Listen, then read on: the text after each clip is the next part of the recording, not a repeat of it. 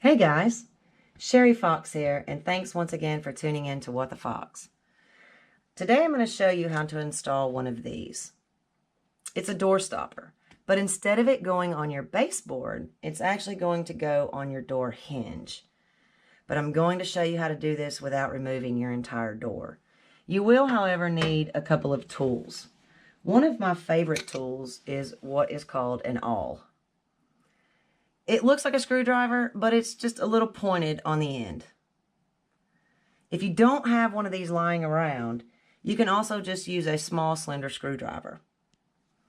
You will, however, possibly need a pair of pliers. And of course, we're going to need our hammer. If you're wondering why you would need a door stop, this is a great example.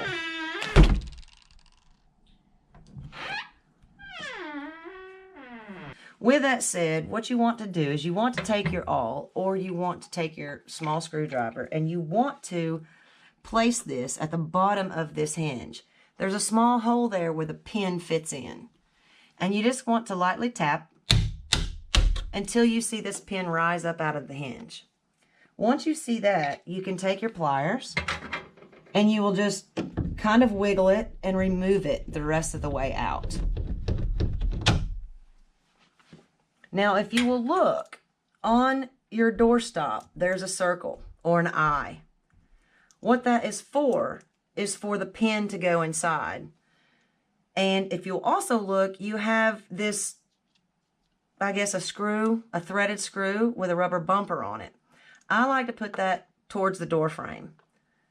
You can do it either way. But you'll take your pin and you'll slip it in the eye, and then you'll just go ahead and drop it back into the hinge.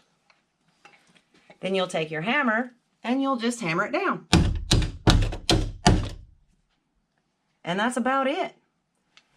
But what this threaded screw is for is if you can twist it and make it longer or shorter, depending on how far you would like for your door to open.